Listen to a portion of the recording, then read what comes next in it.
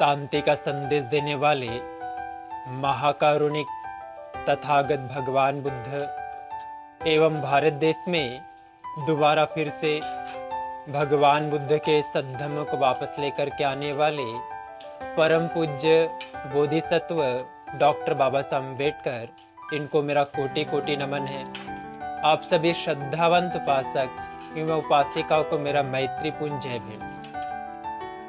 एक बार जब भगवान बुद्ध सावित्री में विहार कर रहे होते हैं, उस समय बहुत सारे भिक्षु भिक्षुणियां भगवान के पास में थे और उनके साथ साथ बहुत सारे उपासक उपासिकाएं वहां उपस्थित थे। तो उस समय भगवान से प्रश्न करते, भगवान आपने इस ज्ञान को प्राप्त किया है, बुद्धत्व को प्राप्त किया है, आपने इतने प्रयत्नों से प्राप्त किया है कि आपको कभी निराशा नहीं आई, कि आप कभी हताश नहीं हुए? तो भगवान कहते, नहीं, मैं कभी भी निराश नहीं हुआ, बल्कि उस परम सत्य को पाने के लिए, ज्ञान को पाने के लिए मैं निरंतर प्रयत्न करता रहा। और जब कभी हताश होता, निराश होता, तो फिर से अपने मन को अपने वश में करके मैं फिर से दोबारा उस बुद्धत्व को प्राप्त करने का प्रयत्न ही करने लगता। इस बात को कहते भगवान बुद्ध ने कथा कही कि मनुष्य को अपने जीवन में कभी भी निराश नहीं होना चाहिए, आशा नहीं छोड़नी चाहिए, बल्कि हमेशा अच्छी कामों को करने का प्रयत्न ही करते रहना चाहिए। उससे भगवान ने और भी अच्छे समझाने के लिए एक जातक कथा कही। वो कहते हैं कि एक बार एक जंगल में एक तपस्वी रहा करता था। एक कुटिया में रहता था और पास में एक सरोवर था, वहाँ स्नान करता था, वहीं कुटी में रह करके जंगल का फल कंदमूल खा करके गुजारा करता था। एक बार उसने किसी बच्चे की आवाज़ सुनी। जब स्नान करने जाता है तो एक बच्चे की आवाज़ सुनता है। उसे आशंका होती है कि यहाँ कोई रो रहा है करके जाकर के देखता है, तो एक छोटी सी बच्ची जो है वहाँ रो रही होती है। तो उसको जाकर के हाथों में पकड़ता है। तो जानता है कि इसको मैंने जाना कि आशंका के कारण मैंने जाना कि ये लड़की है करके, तो उसका नाम वो आशंका रख देता है। रखने के बाद में पुत्री की तरह, अपनी बेटी की तरह उसका अच्छे से लालन पालन करता है। और पालन करते करते एक बार वो बड़ी हो जाती है। जब बड़ी हो जाती है तो बहुत सुंदर होती है, इतनी सुंदर कि पूरे विश्व में भी वैसी सुंदर स्त्री ना हो, इतनी सुंदर होती है। उसकी सुंदरता काफ़ी ज़्यादा होती है, विनम्र भी होती है, संस्कारी भी होती है। एक बार एक लकड़हारा लकड़ियाँ काटने के लिए जंगल में आता है। वो उसी तपस्वी के कुटी के पास में लकड़ियाँ काट रहा होता है। वहाँ उसकी पुत्री को देखता है, उसकी सुंदरता को देखते वो मुग्ध हो जाता है, देखते ही रह जाता है, इतनी सुंदर स्त्री है करके। जाकर के पूछता तपस्वी से, ये कौन है? तो तपस्वी कहता है, ये मेरी पुत्री है करके। तो जब लकड़हारा अपने गांव वापस जाता है, वाराणसी जाता है, तो वाराणसी के नगर के सभी लोगों को बताता है कि वहाँ पे फला जगह में एक तपस्वी रहता है, उसकी पुत्री है जो बहुत सुंदर है, उसकी जैसी सुंदर स्त्री मैंने आज तक नहीं देखी, इतनी सुंदर है। इसकी चर्चा सुन करके, उसकी सुंदरता की चर्चा सुन करके सभी तरफ उसकी बातें फैल जाती है। वाराणसी के राजा के पास में उसकी बातें फैलती है। तो राजा उस लकड़हारे को बुलाता है, कहता है वो तपस्वी कहाँ रहता है, मुझे इससे मिलना है करके। तो जाता है तपस्वी के पास में राजा, और जाने के बाद में तपस्वी को प्रणाम करता है, अभिवादन करता है और कहता है, तपस्वी क्या आप यहाँ अकेले रहते हो? तपस्वी कहता है, नहीं, मेरी पुत्री भी मेरे साथ में रहती है।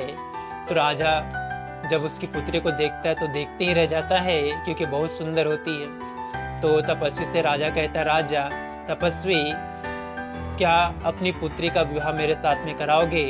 मैं तुम्हारी पुत्री को हमेशा खुश रखूंगा, सुखी रखूंगा। मगर तपस्वी कहता है, एक ही शर्त में विवाह कराऊंगा, अगर तुम मेरी पुत्री का नाम बता दो, अगर तुम मेरी बेटी का नाम जानते हो तो मुझे बताओ, तब मैं तुम्हारा विवाह करा दूंगा। तो राजा कहता है, मुझे तो नहीं पता, आप बताएंगे तो जान लूंगा। तो कहता है, मैं नहीं बताऊंगा राजा, तुम्हें ही पता करना है, मुझे बताना है, तभी मैं तुम्हारा विवाह उससे कराऊंगा। तो राजा अपने मंत्रियों को, अपने सैनिकों को लेकर के आता है, खाने उन्हें का भी सब सामान लेकर के आता है, बहुत सारे हाथी घोड़े भी लेकर आता है, अपने मंत्री से चर्चा करता है। तो करीब 100-200 नामों का लिस्ट निकालता है और तपस्वी के पास में कहता है। तपस्वी कहता है, इसमें से कोई भी नाम नहीं है। अब ऐसा करते करते, नाम पता करते करते, वहाँ रहते रहते राजा को 1 वर्ष बीत जाता है। उस 1 वर्ष में वह जंगल में बहुत सारे जंगली जानवर जो उसके कुछ सेना को मार के खा लेते हैं, कुछ हाथी घोड़ों को खा लेते हैं, और अच्छे से भोजन ना मिलने के कारण उसके बहुत सारे साथियों की मृत्यु भी हो जाती है। वो निराश हो जाता है राजा, और फिर वापस जाने के लिए सोचता है। तो उसके मन में आता है क्यों ना उस लड़कियों को जाकर के बता दो कि मैं वापस जा रहा हूँ करके।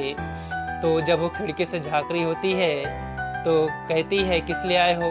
तो कहता है मैं वापस जा रहा हूँ, तुम्हारा नाम तो पता नहीं कर सका इसलिए मैं वापस जा रहा हूँ। कहता है तो कहती है तुम वापस क्यों जा रहे हो राजा, आशा नहीं छोड़नी चाहिए, क्या तुम्हें मेरी जैसी सुंदर स्त्री कभी मिलेगी? तो कहता है ठीक है मैं प्रयत्न करता हूँ। फिर से अपने साथियों को बुलाता है, मंत्री बुलाता है, और फिर से 100-200 नामों का लिस्ट निकालता है। फिर से ऋषि के पास में, तपस्वी के पास में जाकर के कहता है कि ये देखो ये नाम है क्या? तपस्वी कहता अभी भी नाम नहीं है, ये भी नाम नहीं मेरी बेटी का, कहता है।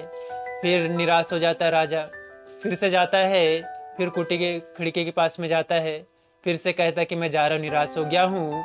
वो फिर से वो लड़की उसको वैसी बातें कहती कि राजा निराशा से मनुष्य कमजोर हो जाता है, आशा रखो, प्रयत्न करते रहो, जिससे तुम्हें सफलता प्राप्त होगी। फिर प्रयत्न करता है, ऐसा करते करते उसके और भी बहुत सारे साथियों की मृत्यु हो जाती है। उसका खाना भी खत्म होने लगता है, जो खाना वगैरह लेकर के आया था वो सब भी खत्म होने लगता है। और धीरे धीरे ऐसे करते करते 3 वर्ष बीत जाते हैं। राजा काफी निराश हो जाता है, और अंत में वो फिर से उसी कुटी के सामने जाता है। और लड़की जब खिड़की से झांकते थे कहता है मैं अब जा रहा हूँ।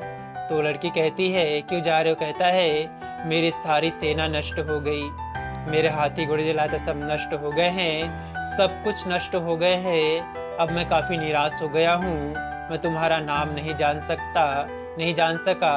मुझे आशंका है कि कहीं मेरी भी मृत्यु ना हो जाए, इसलिए मैं अपने राज्य वापस जा रहा हूँ। तो लड़की कहती है तुमने अभी भी मेरा नाम कहा? तो कहता है मैंने नाम कहा। अपने शब्दों को देखता है तो अच्छा तुम्हारा नाम आशंका है? तो हाँ में सहमति हिलाती है, सिर हिलाती है। तो उस नाम को ले जा करके राजा जो है तपस्वी के पास में कहता है कि आशंका ही तुम्हारे पुत्री का नाम है करके। तपस्वी खुश होता है और अपनी पुत्री का विवाह राजा के साथ में करा देता है।